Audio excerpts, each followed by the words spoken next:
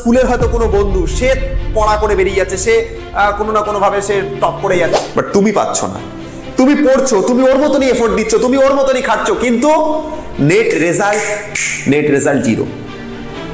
তুমি এত পড়েও এত খেটেও আলটিমেটলি তোমার মনে থাকছে না। তুমি পড়ে একটা টপিককে পড়ছো, বাট যখনই তুমি পরীক্ষার খাতায় লিখতে যাবে, কি যেন ছিল, কি যেন পড়েছিলাম, কি যেন হয়েছে, ম্যাগনেটের মতন মনে থাকবে। কার মতো?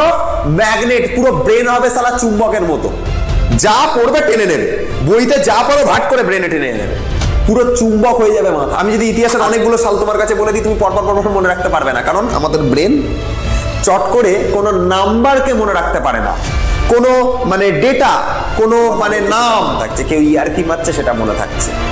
এই দুটোর পেছনে তুমি এমন ভাবে রয়েছো, তোমার যে সময় কখন কাটিয়ে দিচ্ছ, তোমার আর পড়াই হচ্ছে না সালাই করে করে। মোবাইল তোমার পড়া জীবনের অর্ধেক শেষ করে দিয়েছে, আর যাও পড়ছো মোবাইলের জন্য ভুলে যাচ্ছে। মোবাইলে কখন আমরা তোমাদেরকে কিছু টিপস দেব, কি করে পড়া পড়লে যে তুমি ভুলে যাচ্ছ, পড়া মনে থাকছে না, পড়ার মানে তোমার স্কুলের হয়তো কোনো বন্ধু সে পড়া করে বেরিয়ে যাচ্ছে, সে কোনো না কোনো ভাবে সে টপ করে যাচ্ছে, তার পড়া মনে থাকছে, সে যেন রেডি। তুমি দেখবে অনেক সময় দেখবে অনেক বন্ধুকে স্কুলে পরীক্ষার মানে ধরলো ফাটাফাট সেই যেরকম সাইলেন্সার যেরকম বলে দিয়েছিল 3 Idiots, ওরকম যেন পুরো মুখের মধ্যে একদম লেগে আছে, বড় করে বলে দিল, বাট তুমি পাচ্ছ না। তুমি পড়ছো, তুমি ওর মতনই এফোর্ট দিচ্ছ, তুমি ওর মতনই খাচ্ছ, কিন্তু নেট রেজাল্ট জিরো। তুমি এত পড়েও এত খেটেও আলটিমেটলি তোমার মনে থাকছে না। তুমি পড়ে একটা টপিককে পড়ছো, বাট যখনই তুমি পরীক্ষার খাতায় লিখতে যাবে, কি যেন ছিল, কি যেন পড়েছিলাম, কি যেন হয়েছিল, কি যেন মনে থাকছে না। আজকের এই ভিডিও দেখার পর যদি বলা প্রত্যেকটা টিপস তুমি যদি মেনে চলো, ম্যাগনেটের মতন মনে থাকবে। কার মতো? ম্যাগনেট। পুরো ব্রেন হবে সালা চুম্বকের মতো, যা পড়বে টেনে নেবে, বইতে যা পড়ো ভাট করে ব্রেনে টেনে নেবে, পুরো চুম্বক হয়ে যাবে মাথা আজকের ভিডিওটা দেখাবার পর। সবার আগে তোমাকে যেটা করতে হবে, তুমি যে পড়াটা পড়ছো, ঠিক আছে, আমার একজন স্যার বলতেন, তুমি যে সাবজেক্টটা পড়বে বা যে টপিকটা পড়বে, সেই টপিকটা সম্পর্কে পড়তে বসার আগে তুমি প্রত্যেক দিন কিছুক্ষণ বসে আগে ধ্যান করবে টপিক সম্পর্কে। সাপোজ তুমি ফিজিক্সের মহাকর্ষ চ্যাপ্টারটা তুমি পড়তে বসবে, কিন্তু পড়তে বসার ঠিক আগে 5 থেকে 10 মিনিট মতো একদম সাইলেন্ট হয়ে, নিজে একদম চুপচাপ হয়ে এরকম ভাবে একদম ধ্যানে বসে যাবে, দুটো পা বাবু হয়ে যেরকম ভাবে বসে ধ্যানে, তুমি জানো, হয়ে একদম ধ্যানে বসবে এবং চিন্তা করবে মহাকর্ষর মধ্যে কি কি টপিক আছে।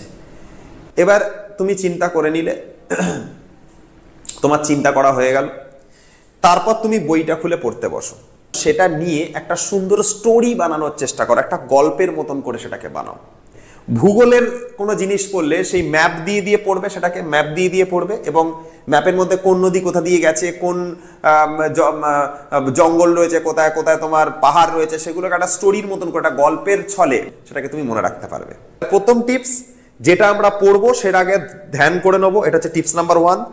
টিপ নাম্বার 2 হচ্ছে, তুমি যেটা পড়ছো সেটাকে একটুখানি ভালো করে সিনেমার মতন বা স্টোরির মতন করে সেটাকে ভালো করে বেশি পড়ো।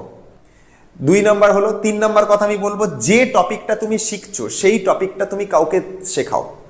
যেমন তুমি যে পড়াটা নিয়ে যে স্টোরিটা বানিয়েছো, বা সেটাকে তুমি দুটো বন্ধুর মধ্যে সেটাকে আলোচনা করো। টিপস নাম্বার 4 কি? 4, তুমি যেটা পড়ছো সেটা উইকলি একটা ডেট করো, সেই ডেটে, পার্টিকুলার একটা ডেটে তুমি সেটাকে রিভিশন রাখো। সেদিনকে সারা সপ্তাহ পড়া যা পড়েছো রিভিশন করো, এবং রিভিশন করে সেটার উপর পরীক্ষা দাও, তবে পড়া ভালোভাবে মনে থাকবে। সব থেকে বড় ক্ষতি করে দিচ্ছে তোমার মোবাইল। সুতরাং সবার আগে যেটা ঠিক করতে হবে সেটা হচ্ছে মোবাইল পড়ার সময় কিছুক্ষণ আগে থেকে ফেলে দাও, মোবাইল ছুঁড়ে ফেলে দাও ড্রেনে মেরে, মোবাইল বাদ দাও।